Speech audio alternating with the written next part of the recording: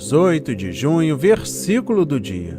Leitura no livro 1 de Coríntios, capítulo 7, versículo 15. E a palavra diz mais: se o descrente quiser apartar-se, que se aparte. Em tais casos, não fica sujeito à servidão nem o irmão nem a irmã. Deus vos tem chamado à paz. Amém. E graças a Deus. Para vocês que chegaram agora a primeira vez, sejam muito bem-vindos.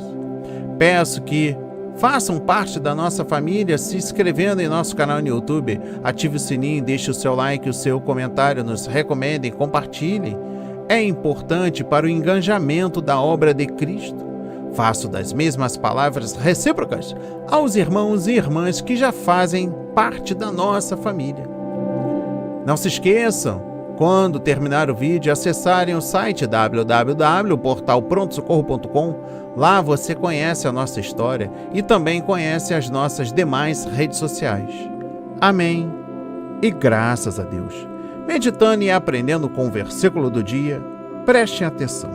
No caso, entretanto, quando o cônjuge incrédulo decide se apartar, veja que o assunto em pauta é o se apartar por causa da fé do outro. Então, já não há mais sujeição à servidão.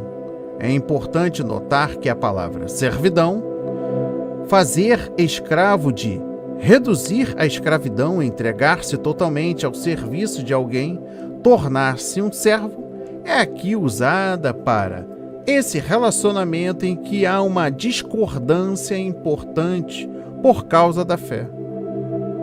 A servidão do cristão ao incrédulo é bastante sentida nos relacionamentos onde o julgo é desigual. Salvação não é promovida por qualquer um dos cônjuges, mas somente o Espírito Santo é que nos convence do pecado, da justiça e do juízo. Preste atenção, mais uma vez, não está sujeito à servidão. Na eventualidade do cônjuge descrente abandonar ou divorciar-se do cônjuge crente, o relacionamento conjugal é dissolvido e o crente está livre das suas obrigações conjugais anteriormente. Nesse caso, não está sujeito à servidão. Significa que o crente fica desobrigado do contrato conjugal.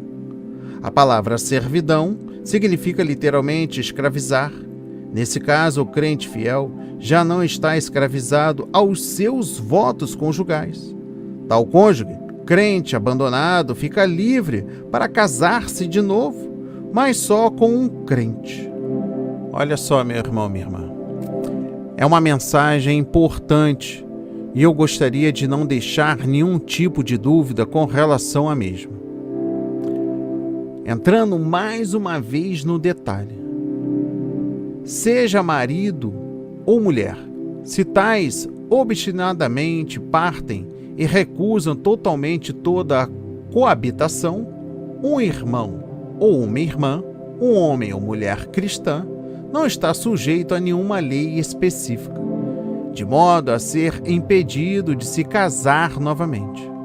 Provavelmente a lei estava assim, mas não é assim agora, pois o casamento só pode ser dissolvido pela morte ou pelo tribunal eclesiástico. Mesmo a fornicação ou adultério não dissolve o contrato de casamento, nem a obstinada separação de nenhuma das partes. Por mais que continue, dará ao partido a autoridade abandonada para se casar novamente.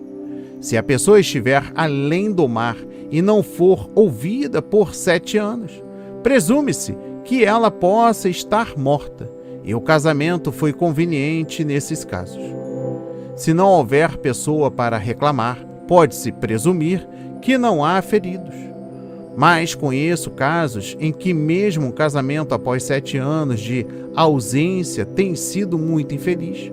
O marido voltando ao fim de 10 anos ou 12 anos, e para sua extrema angústia, encontrar sua esposa casada com outro homem e com a questão desse casamento, não pode haver segurança nesse caso, a menos que haja clareza absoluta da morte da parte em questão. Agora, de tudo que eu falei, há um ponto aqui também que não podemos deixar de falar. Deus nos chamou para a paz. A religião é pacífica. Impediria brigas e contendas. Este deve ser um grande princípio. Se não puder ser obtido vivendo juntos, deve haver uma separação pacífica. E onde tal separação ocorreu, aquele que partiu deve sofrer para permanecer separado em paz. Deus nos chamou para viver em paz com todos, se pudermos. Este é um princípio geral da religião sobre o qual devemos sempre seguir. Em nossa relação com os nossos parceiros na vida, assim como em todas as outras relações e circunstâncias. Isso é para nos guiar. Esta declaração se refere à parte anterior deste versículo em que Paulo quer dizer que, se os incrédulos partirem, eles devem fazê-lo pacificamente, em vez de ter contendas e contendas, pois Deus nos chamou para uma vida de paz. E eu encerro o versículo do dia com o seguinte pensamento. Pode ocorrer a situação em que um marido ou esposa descrente decide abandonar a companheiro ou companheira por causa da nova fé que ele adquiriu. Nessa situação extrema, o lar é abandonado e a pessoa fica totalmente entregue à misericórdia de Deus. Nesse caso, Paulo entende que é possível que o abandono constitua uma nova família, pois ele não está escravo da situação. Muito embora o foco do texto e o seu contexto aponte para a situação de casamento misto, entendo que, quando um cônjuge abandona voluntariamente o lar, não desejando mais lutar pela família ou entregando-se a um comportamento pervertido e pecaminoso, nenhum cristão deve estar escravizado pela situação e entregue à sua própria sorte. Nessa situação extrema e irreparável, o cristão pode se separar e, dadas as circunstâncias e avaliada a situação à luz da palavra de Deus e com o conselho de cristãos e líderes consagrados e mais experientes, deverá decidir constituir ou não uma nova família. Que o Senhor sare nossas famílias e nos ajude a conduzi-las na graça e no temor do Senhor. Receba esta palavra em nome de Jesus. Oremos. Pai amado, bendito Senhor, meu Deus e meu Pai. No dia de hoje entregamos famílias, filhos, o seu bem maior em suas mãos, Pai, para que as facilidades da vida, o pecado, a fornicação, o adultério, as orgias sexuais sejam banidas de nossa vida, de nosso convívio. Pedimos para que o Espírito Santo interceda em nossa família, em nosso favor, nos concedendo sabedoria e discernimento para a compreensão do dia a dia, para podermos lidar com as adversidades. Em nome de Jesus, oramos e agradecemos, enaltecemos, colocamos todas as famílias em oração mais uma vez, em nome de Jesus. Amém.